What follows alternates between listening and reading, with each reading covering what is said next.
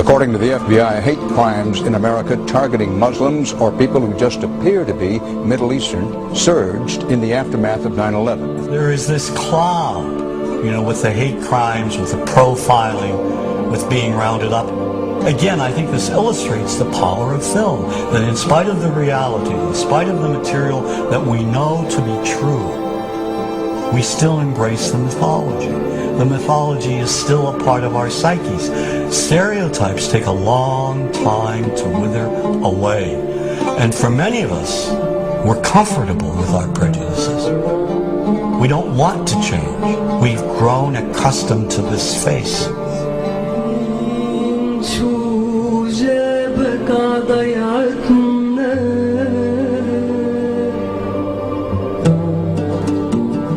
When we think of Arabs, what do we see? What images come to mind? Do we see actual people?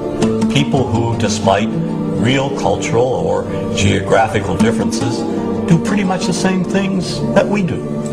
When we think of Arab women, what images come to mind? Do we see women who laugh and play and who adore their children? Women who work in the home as well as outside?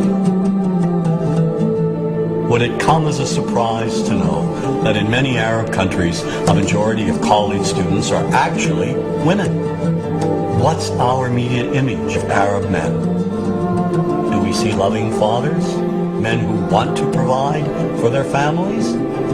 What about Arab teenagers? Do we see them the way you would think about teenagers in other parts of the world? Then there's religion in the Arab world. Do we see it as all-encompassing, dominating everything else? Do we know that even though faith plays a huge role in the Arab world, just as it does here in the United States, that it's also true that much of the Arab world is quite secular? When we think of Arabs and religion, does Christianity come to mind? Do we remember that there are over 20 million Christians in the region who have lived side by side in harmony with Muslims for centuries? To their credit, some filmmakers have shown Arabs and American Arabs in all their complexities. An excellent way to shatter a stereotype is through laughter, through comedy. So we have comedians. Comedians have done this historically. Black comedians, Jewish comedians. So we see Arab comedians doing this, and this is one way to release the tension. My name's on a credit card, true story. Guy behind the counter picked up my credit card, sees the Olive card, looks at me all weird. He's like, hey buddy, what kind of name is, that?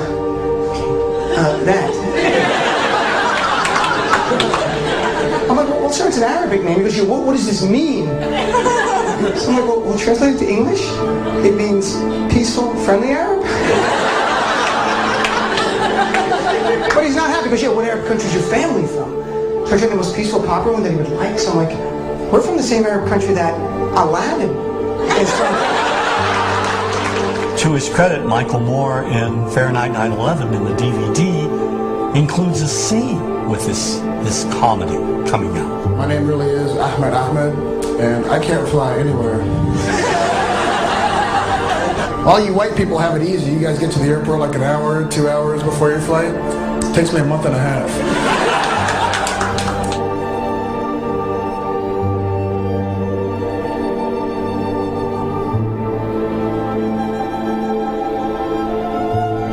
Nous vivons dans un monde qu'on peut critiquer, qui est le monde de la dérision.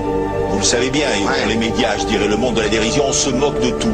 Le fait que ça se fasse me satisfait. Parce que ça veut dire que nous avons, qu'on est libre. Peu à peu... Il faut qu'on soit beaucoup plus sage que ça, qu'on rentre pas dans ces provocations. Et c'est pour ça que... C'est l'autocensure, ça, Jamel. Tu comprends ce que je veux dire? Si on commence à pas faire de dessin pour pas choquer les musulmans... Non, pour moi, c'est de l'autocensure. C'est la liberté d'expression. Pour moi, la liberté d'expression, la liberté d'expression et le respect font partie, sont mariés ensemble. Moi, je suis pour la liberté d'expression.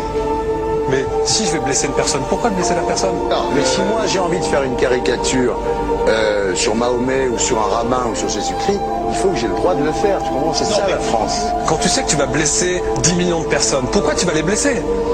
Pourquoi? C'est la liberté, c'est ça. C'est la liberté de...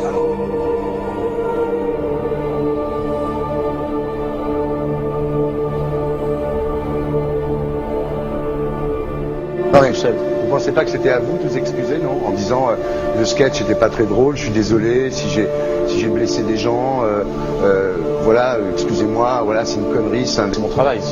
Mais vous referiez pas le même sketch quand même? Mais le spectacle que je fais reprend en grande partie les lignes de ce sketch. Mais il y a un truc que je comprends pas sur cette affaire, c'est qu'à aucun moment vous avez senti le besoin de vous excuser et que vous en avez rajouté. C'est tellement surprenant, c'est tellement inadmissible que j'en suis choqué. Voilà. Dans un pays où on peut parler, on peut s'exprimer. Et là, pourquoi tout d'un coup, sur un sujet, on ne pourrait pas s'exprimer sur vous savez bien pourquoi on ne peut pas s'exprimer. Pourquoi? Parce que dans ce pays, on a envoyé pendant la guerre des juifs dans des chambres à gaz et que ça crée un petit problème quand même. Vous voyez ce que je veux dire? Dans ce pays, on a envoyé pendant 400 ans des centaines de millions de Noirs, il y a eu 400 ans d'esclavage, et pourtant ça n'a pas empêché Michel Leb de faire un sketch qui m'a fait marrer. Où il faisait un Noir, et à la fin il faisait un singe, et en parlant des narines, en parlant des lunettes. En tout cas, lui, il n'a pas été interdit d'exercer son travail, il a même eu la Légion d'honneur. Quelqu'un qui a toute sa famille qui a été exterminée dans un camp de concentration et qui voit quelqu'un à la télé qui dit Israël, vous vous rendez compte? Je sais pas. Mais on peut pas. Il y a des moments où même si on connaît les gens, même si on les a invités, on leur... Et c'est pour ça que... C'est l'autocensure, ça, Jamel. Tu comprends ce que je veux dire? Si on commence à pas faire de dessin pour pas choquer les musulmans... Non, si on fait... Pour moi, c'est de l'autocensure. C'est la fin de la liberté d'expression. Pour moi, la liberté... Et là, pourquoi tout d'un coup, sur un sujet, on ne pourrait pas s'exprimer sur ce sujet? Vous savez bien pourquoi on ne peut pas s'exprimer. Pourquoi? Parce que dans ce pays, on a envoyé pendant la guerre des juifs dans des chambres à gaz et que... Deux poids, deux mesures. La liberté pour tout le monde. C'est-à-dire? La liberté pour tout le monde. Il y a une personne comme Dieudonné qui a fait un rabbin, enfin qui a fait un colon juif, etc. Tous ces DVD ne sont plus dans les pactes. On l'empêche médiatiquement, on ne le voit plus. Alors que lui, c'est un comique. Plusieurs lois qui ont été faites contre l'antisémitisme.